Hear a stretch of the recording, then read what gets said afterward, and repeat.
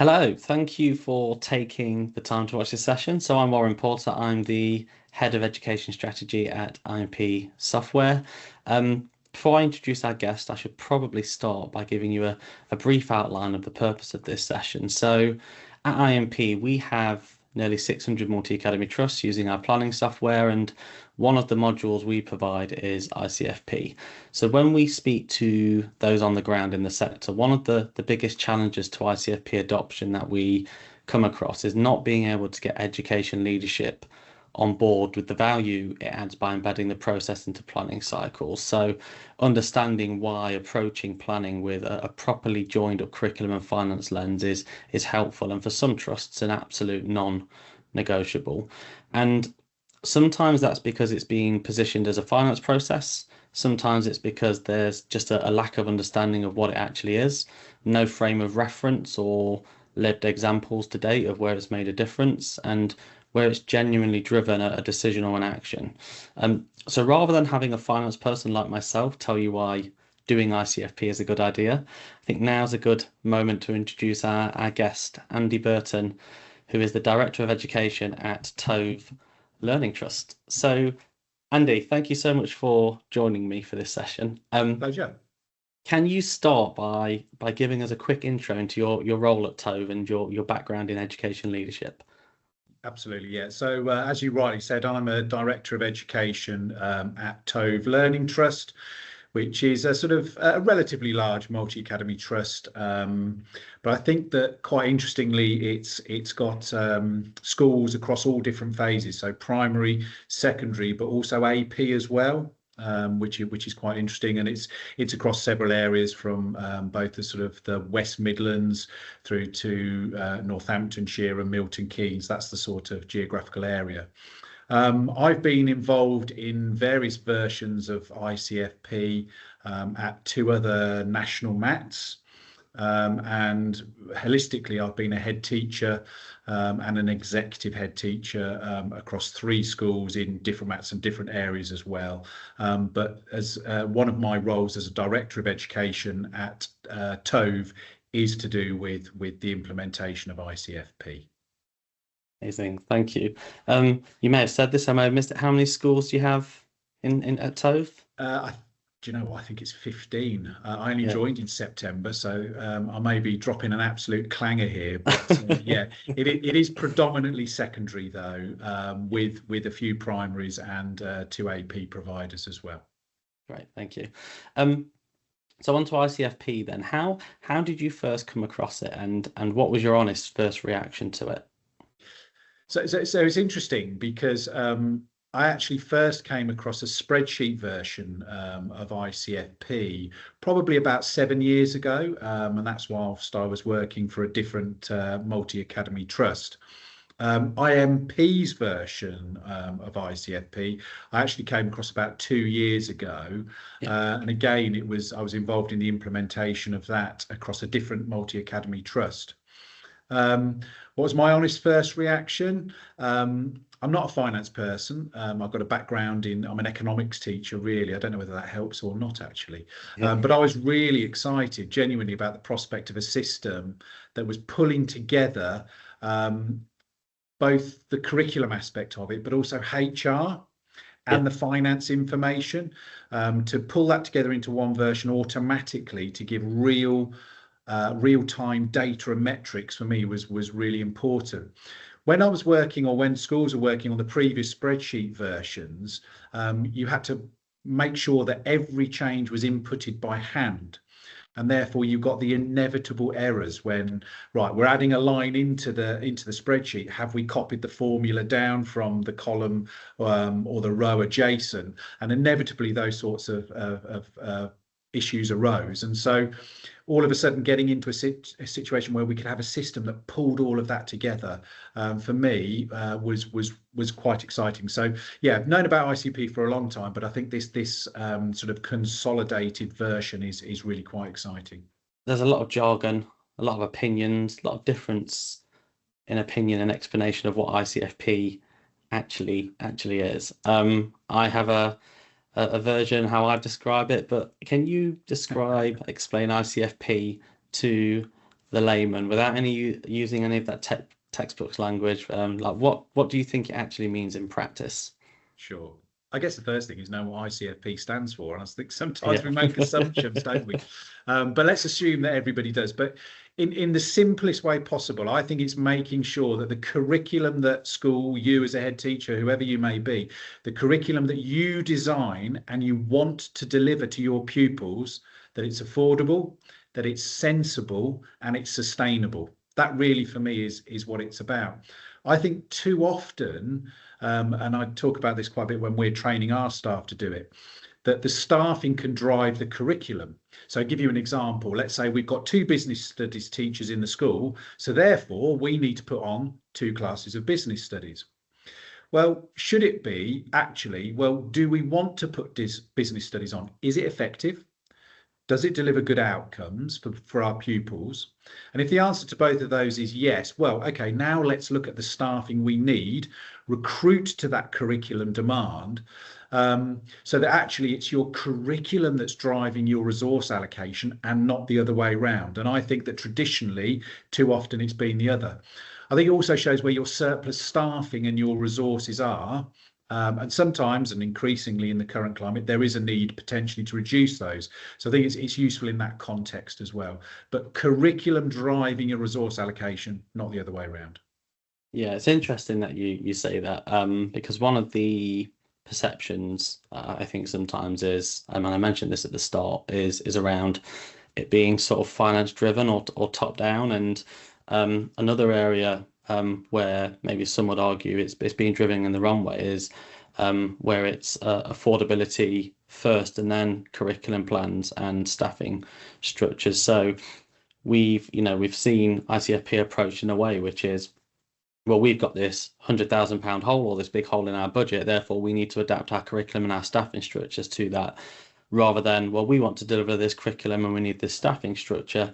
And therefore, affordability is obviously a thing, but it's how do we make that work and make it affordable rather than the other way around. So it's a similar thing to what you're describing, I think, but just with that sort of affordability sort of lens on it. We hear from a lot of trusts that head teachers don't see the value in ICFP. They see it as that finance exercise. It doesn't relate to them. Does that match what you've seen with your schools? Genuinely not so much anymore. And I don't know many heads now that don't see finance as relating to them. Yeah. We are in a time where finances are pressured, and we are continuing to see budgets tighten. So I think that a head teacher that doesn't see finances as being applicable to them, probably a few and further between than they used to be, possibly out of necessity, possibly out of interest. I mean, crikey, I can remember back to the days when literally you didn't have to worry about it. Back into sort of the late 90s and what have you, when money seemed to be a wash in education. And if you wanted to, the answer was always, oh, recruit somebody else, put a TLR in, whatever it may be. Well, that's just not the case now. So finance is important. Of course it is, but as I said earlier, in that aspect of looking at it as underpinning our curriculum and enabling our curriculum rather than defining our curriculum. So I think that for me is crucial, and heads need to understand the finances, but it's not just a finance exercise. Have you ever had head teachers push back on ICFP directly? Both directly and indirectly, if I'm being honest. The passive aggressive approach. Yeah. yeah, possibly. I think the indirectly tends to be heads that potentially pay lip service to the process, or they let others get on with it. So, for example, I'm in a large secondary school, for example, and I've got a finance or a manager, or I've got a school business manager, I've got a curriculum deputy. So, you deal with it while I get on with other stuff. So I think that can sometimes be the indirectly part of it. But I think that more directly, I have had experience of a head teacher who was reluctant to engage. And so for me, that was about selling the scenarios where they would find ICFP useful. And so, for example, I gave the example, I don't know, let's say that a head of English comes to you and says, I've got a maternity leave coming up, so we need to recruit, one out, one in. But actually, if you have a look at the ICFP and you look at the bonus metric, for example, you might see that it's really high in English, suggesting that a bit of reorganisation can mitigate the need to recruit. And it's fine selling the scenario, but actually that did actually come to pass. And it didn't land until that is exactly it. It was the maternity cover scenario. And I remember the head saying to me, he said, Andy, you were right. I mean, it's great to hear that, isn't it? It's really useful to be able to say to the head of department, well, hold on, no, maybe we don't need to recruit. We can use our existing staffing, which is actually better for the pupils. We all know the problems that sometimes a new member of staff, a temporary member of staff, an agency member of staff might bring in terms of continuity and the pupils' familiarity with them. And so actually that head teacher did say, do you know what, I found it really useful. And I think that ultimately it's as with any system, if it works in practice and people can see the practical value of it, it sells itself. Yeah. And did you have to take them on that journey? You've done the sort of the scenario, the sell. Was it not until the end of that journey where they sort of saw the value of ICFP? Was it the initial sell and they went, oh yeah, I get it now? Was it somewhere in the middle of all of that where they went, okay, why have I not been doing this for the last 10 years? Sure, you know, without using a financial analogy, and the penny drops when it's actually real, isn't it? And they can see that there's use in it, and not just from a financial point of view. Actually, the hassle that there is, and the uncertainty, and the angst. I mean, as a head teacher, I always remembered coming up to those last couple of weeks or whatever it is in May, or whenever the resignation date is, thinking, oh, is someone going to drop one on me here, or I've got a week to recruit, and otherwise I'm in trouble. So actually, when you can do it internally through more efficient use of your existing resources, I think all the better. And that's when it starts to drop, when staff see the real benefit of it live to them. So is it you just have to get on and do it and have a go at it to see if there's some value at the end, rather than I think so, and offer the support to do that. You know, don't just let them get on with it, because, you know, if you're faced with a new system, it can be a little bit daunting and a bit angsty in terms of, I don't really understand it, but everyone expects me to understand it because I'm the head. No, support that person to actually realise what the benefits of it are.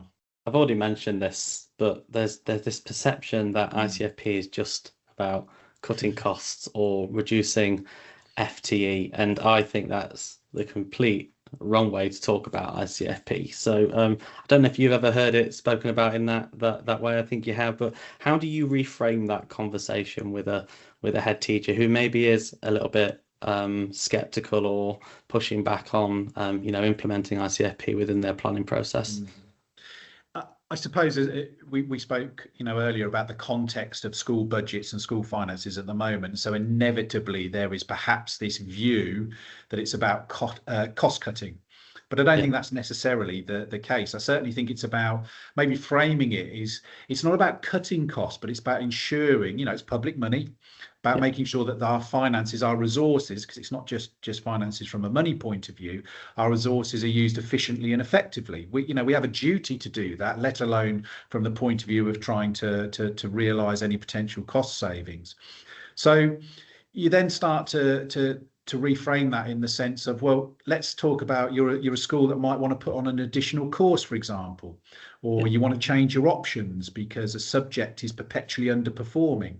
Well, model it in advance, see if it's feasible in terms of the resources that you've got, or what you might need to get or reduce in other areas. So for me, it's that sort of thing that's really important. I'll give you another example.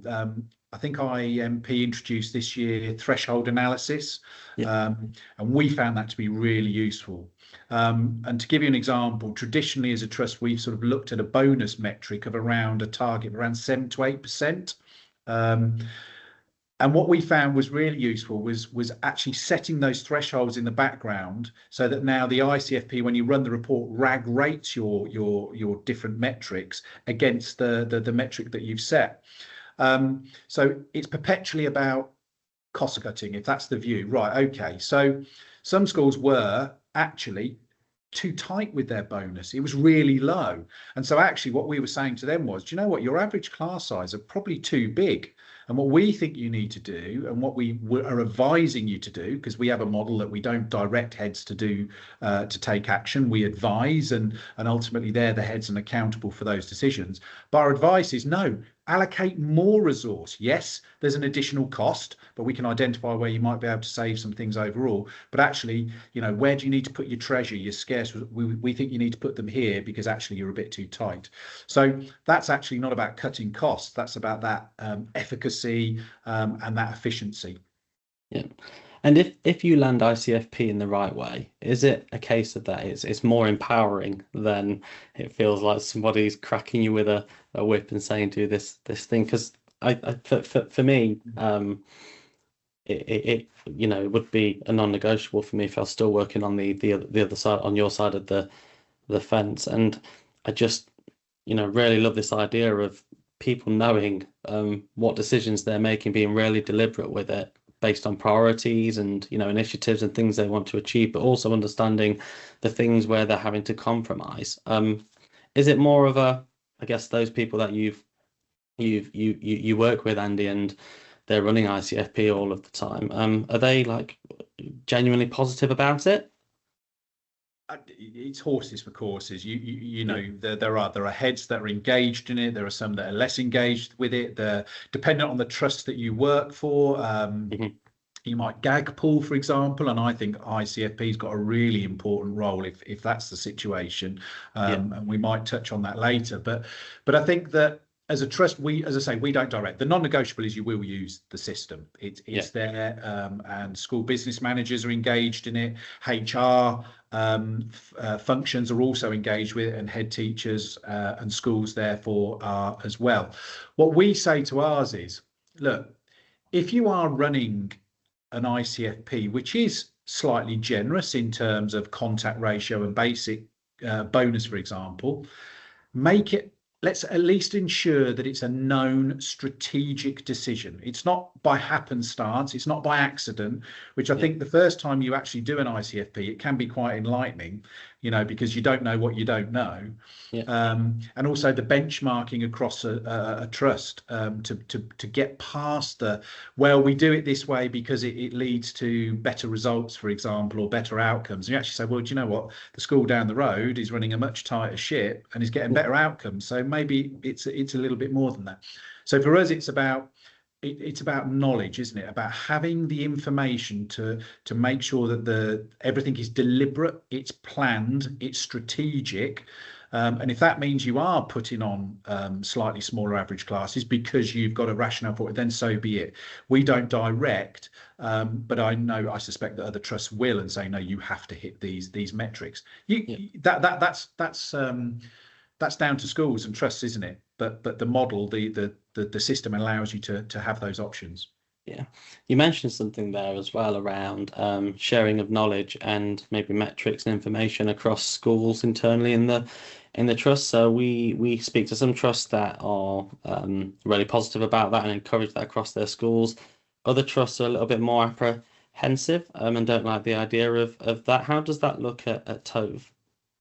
So we're relatively open. But we've had that conversation about whether we should or we shouldn't. I mean, certainly from a trust leadership point of view, you would want to know how the ICFPs look across the trusts, and the ability to run trust ICFP reports that schools can't. Schools are locked down, so they can run their own reports.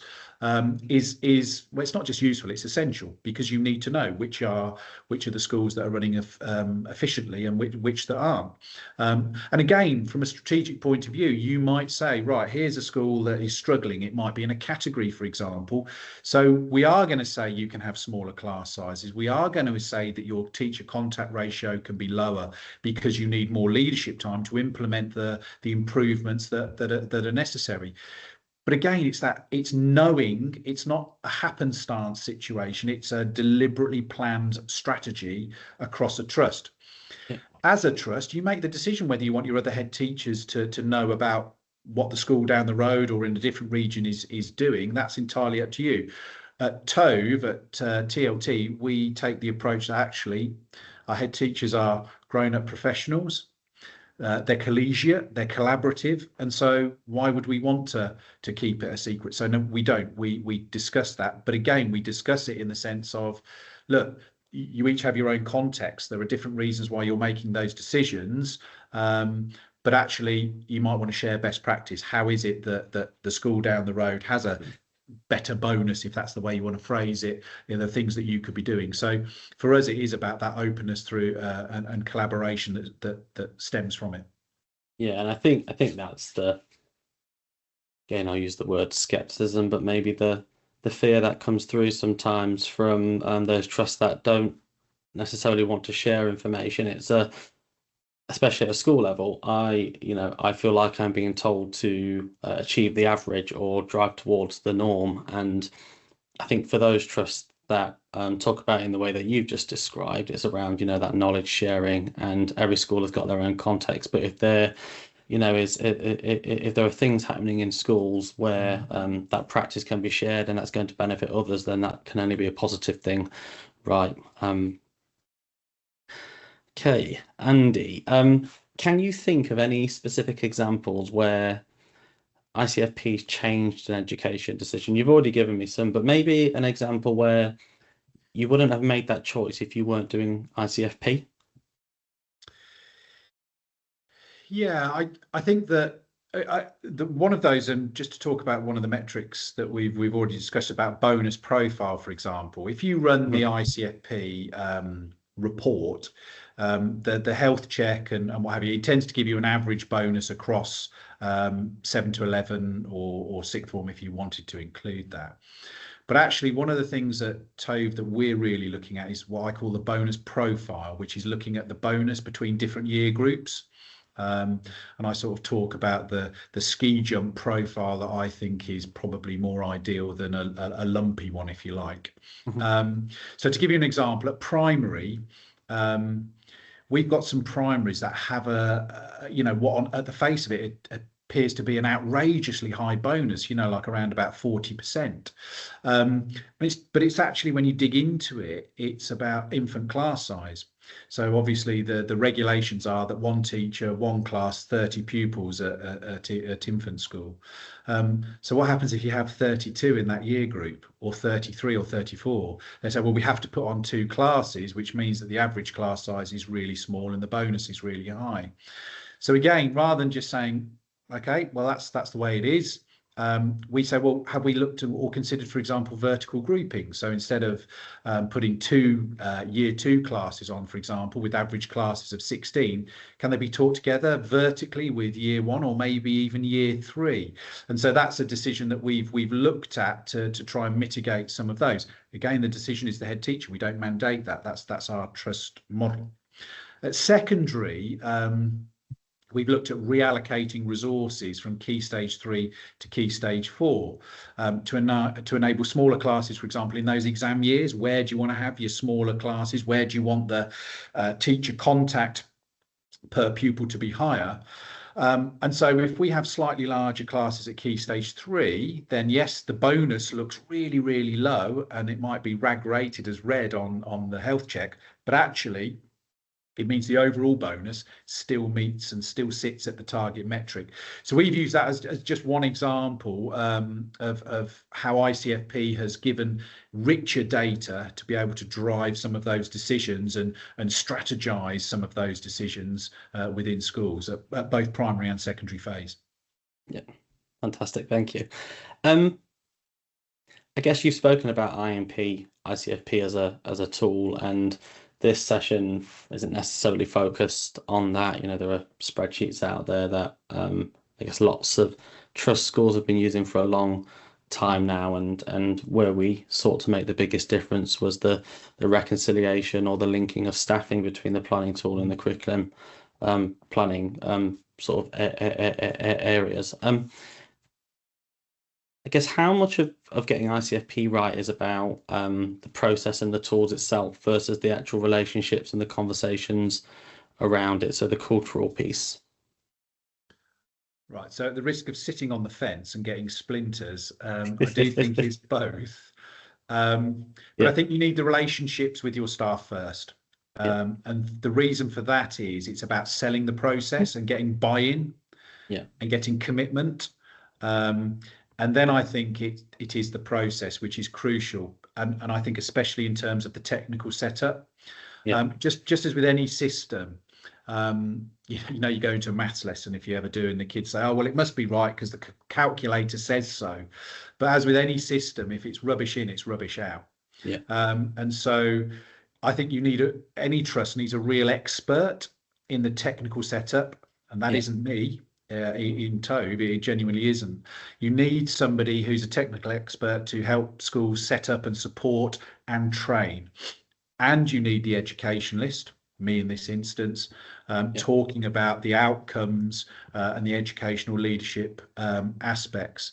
And so I think that training um, is absolutely critical, and an honest two-way dialogue.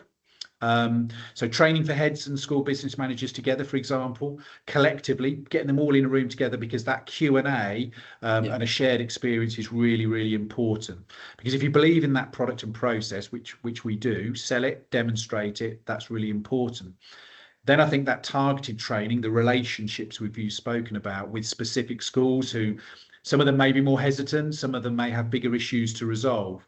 Um, and then you front load that technical support, someone who's brilliant at it. And we've got one, Sharon, superb, yeah, who's really good at adding courses, that sort of detail in the yeah. background. And I look at some of that and I think, oh my goodness. And I know that there's an Not for me. AI function on it and something, but actually, if I can just say, Sharon, can you just pop that in for a yeah, no problem at all. And it takes it literally takes 1 minute. Okay, so you may have noticed Andy has moved rooms. That's one of the joys of working in an actual school. I don't have that issue as I'm sat at home. It's only if my children run in, I have to pause and start again. So we were just talking, Andy, about the ICFP in terms of the process itself versus the relationships and the conversations around it. Um, One of the things I found interesting is around that collective approach to training and support. And 99.9%, if not 100% of the time, when we speak to trusts that have embedded ICFP successfully, the one thing they'll say to us is just get everybody in the room, get curriculum, get finance in the room, in the room, get them talking together, working together, because that's the way culturally you bring everybody on board and get them Yeah. sort of moving in the same direction. Where you've successfully brought people on that journey and you've trained them, what did you actually do differently? What does it look like when you get them all together? I think that is key. It is getting the right people together. Training, genuine, honest, two-way dialogue is really important. When everybody's in a room together, that cultural bit about, this isn't something that's been just done to us. We're all part of that system and that training. Whether that's heads, school business managers, curriculum deputies, whatever it is. That's quite a commitment for a trust as well, particularly if you're a big trust, with a diverse geography. But I think it is really important. Because if you can train and sell the product and demonstrate it, you get the buy-in, you get the commitment. Yeah. So I think that first bit together is really crucial. And then I think it is about targeted training. Specific schools may have more hesitant leaders, or they might have bigger issues that need resolving. So actually giving them something a little more bespoke and individual and private is really important. But technical support, it is actually quite a technical system at the beginning. So we have made sure that, and I would advise everybody, make sure you've got somebody who's brilliant at the technical stuff in the background, adding courses where, I want to add, I just don't know how to do that. I don't pretend to do that. We've got someone brilliant who does that. And then timeline for everybody, the ICFP journey. So for example, we want you to have next year's draft curriculum modelled by this date. I'll review it.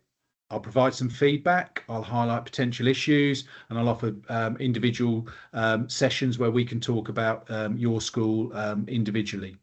So what we talk about, that notion of putting the finances to bed so you can focus on what matters, which is the teaching and learning and the standards. And I think that's really important. So when we do that training, I would also say keep it simple. If you look at the wealth of information that's generated, it can be quite daunting. So we start with really the basics, and for us, that's about teacher contact ratio, and it's about the bonus. For us, those are the two main starting points before you broaden out into, and there is an absolute wealth of fantastic information. Yeah. You've spoken about timelines in terms of draft curriculum plans and you reviewing those. What does that timeline look like for you at Tove? So if you're thinking about your September 26 cohort and curriculum, when do you start that process? Well, pretty early is the truth of it. I think that anybody who thinks that ICFP is a sort of a single event is barking up the wrong tree, really. Yeah. It's a continuous process. Really like the scenario setting that has been introduced this year by IMP. One of the things that was problematic with spreadsheets was, your staffing changes throughout the year, that. So you need to plan for it. And we've mentioned about mat leave, for example, where you can run a scenario now that says, well, actually, I know that in 6 months, the staffing will look like this. You know that because it's automatically pulled in from your HR module on there that has the start and end dates and pauses in contracts. So in terms of when does it happen, it's a whole year thing. But I think in terms of, let's say, next year's curriculum, we would certainly be looking at that in January at the latest, really, because as I said earlier on, before you know it, you're into May. And if your adverts aren't out and you're not recruiting to the curriculum that you've designed and want to put into place, you might have left it too late. I also appreciate that until the last day of May, you don't really know who's going to be in the building in September, and that's that angsty point that all heads have across the country. But you do as much as you can, realizing that it is a movable feast. But we would do it, and we touch base certainly every half term with our heads about what's the current state of play. I've had a look at your ICFP. These are the potential issues that I can see. You've not allocated these staff or whatever it may be. So yeah, continual process. Yeah, and but there are a lot of moving parts, aren't there, with well, most things in life, but with ICFP. Well, and the finances as well, Warren. Exactly, We do variance analysis from month to month, and something crops up, and all of a sudden you've got brand new, you've got a big leak, and you've got to repair it, and the finances take a hit. Actually, some of those things that you were planning to do, we may need to make some efficiencies now. So where's that possible? Yeah, no, that's great. Thank you so much. In terms of the CFO, finance director, senior finance leads within a trust, what part do they have in making ICFP feel like an education conversation rather than a finance-driven one? Yeah, I think I've said before, I'm not sure it's an either or conversation. I think that you can't talk about one without the other, but it is about priority. The priority isn't the finances, the priority is the curriculum and the education, and ensuring that the finances and the resources support that. So, as I said before, making sure that the conversation is about getting your curriculum in place first. What is right for your school, your pupils, your context? That's really important. And then talking about, right, the financial planning that goes into support that curriculum. So I think if it's the CFO and the CEO, for example, if they're involved, and that might depend actually on the size of the trust, and it probably won't be them on a day-to-day basis. It might be somebody like me, for example. But the conversation starts with, and this is the cultural bit, CFOs might want to talk about the finances and where the money's coming from, but we have to train that, and that's part of the conversation. The conversation starts with, how can we ensure that the finance and resources of the school enable you to deliver the curriculum that is essential for your pupils and context? Yeah, that's great. Thank you so much, Andy. I've got a few more questions if that's fine. All right. When ICFP is genuinely embedded, we use this word embedded quite a lot, but when it's genuinely embedded in a trust, what does that look like day to day? What changes for your staff? I'd like to think, hopefully, little changes in the way of overall strategy and thinking, because you're doing these things anyway. But I think crucially, and you've said about this, if it's done right, it streamlines the processes immensely. It saves time, and it helps heads and leaders to ensure accuracy and precision in the decisions that they're making. Schools are awash with data. There might be, that phrase, data rich and information poor, because you've got all of these different sources to pull it from. So instead of working with spreadsheets and formulas that are prone to human error, and then you've got to cross-reference with separate, I don't know, HR data, salary data, IMP pulls all of that together into one process and system. And that, for me, was new to IMP. So I think that is absolutely crucial. And as I said before, those scenarios that's automatically done in IMP, you don't have to talk to HR first to say, right, I'm going to have a look at the scenario for next term. Can you tell me, has anybody resigned? Or it's done automatically, because the end dates are put in, the reasons are put in by HR, and that scenario, it will tell you who's in the building. So one of our scenarios is the 1st of the 9th, 2026. We run that scenario, so we know on that day who will be in the building, what they're teaching, what they're doing, what the curriculum will be. And I think those things done automatically, pulling everything in together, time saving, but that enabling for precise, accurate strategic work. What would you say to a trust that's doing planning at the moment? So they might have their budgeting tool where they're creating their 3 to 5 year plans, and then they may have curriculum spreadsheets where they're doing some of that work and maybe reconciling, maybe not, between the systems, but disconnected both in a system sense and also a people sense. What would you say to a trust that's sort of operating in that way and hasn't taken the step into proper ICFP yet? Yeah, well, you can't plan future budgets without knowing your curriculum and therefore your staffing requirements. I mean, one of the interesting metrics is the proportion of staffing costs that are as a percentage of income and expenditure, and some of the disparity across schools within trusts can be quite eye-opening, really. So if the alternative is separate systems, is that really what you want, or would you ideally want to pull it together into one system so that it will automatically calculate your future budget for you? Because actually, if you've got your staffing in and you run your scenario, it will run it for a multi-year scenario. That's one of the things that IMP does. So I would say, that time saving, pulling everything together, forecasting automatically for you, why wouldn't you do that as opposed to doing it separately? But I'd also say that wealth of reporting information, and I mentioned about the proportion of staffing costs, just being able to know that, and somebody not having to say, right, I'm going to pull the spreadsheet from school A and school B and school C, put all that into a separate collective leadership, SLT, whatever you want to call it, trust overview. No, that's automatically done. So when I go into the reporting suite, I don't necessarily run individual schools. I run the Trust ICFP reporting. And I think that's really important, because that benchmarking across a trust, I think, is essential, and it's all there on one page for you to look at. And I think, and you would know this, I think, from when you were speaking at the CST conference, that increasingly trusts are gag pooling. Well, I would want to know, if I was a head teacher of a school where the trust in effect took all the money and then you set a budget and it's then allocated to you, I'd want to be assured that all schools in that trust are running a tight ship, if I am, so that I'm not funding in effect a school that's not being run efficiently. Or if I am, or it's that strategic decision we said before, they need a bit more resource, they're in a category, they're struggling, whatever it may be, fine, we can understand that. So why wouldn't you want a single joined up system pulling together HR, staffing, curriculum, all of those things into one place? It makes sense, doesn't it?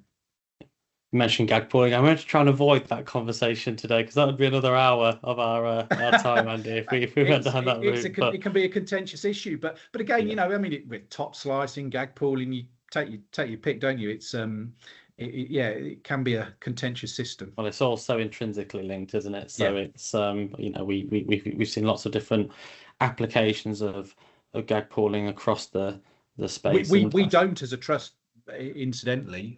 yeah, But as I say, I know that I have worked for trust where it is, and I was a head teacher in a trust where gag pooling happened, and I wanted to know as a head. I said, right, okay, I'm running a pretty efficient ship here. Can I be is assured that everybody everybody else else? is?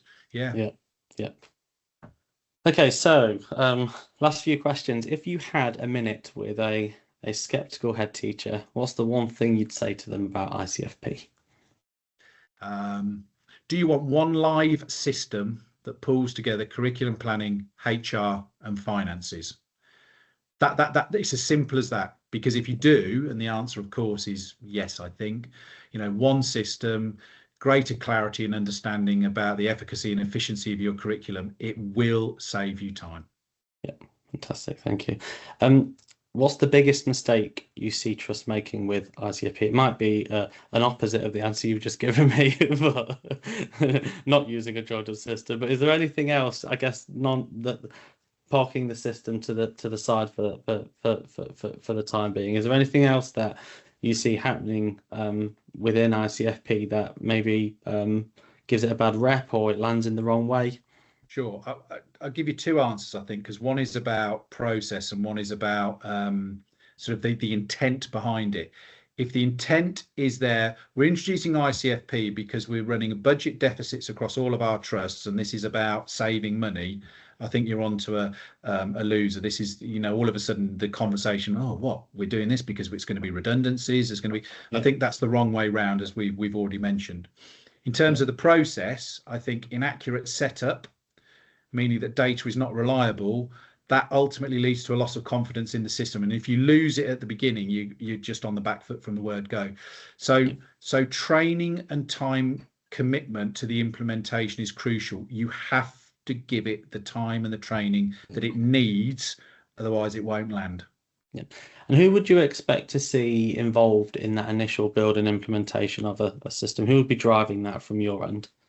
So again, depending on the size of the trust, and you mentioned earlier, CEO needs to be there, whether that's in person or however. The CFO needs to be there as well.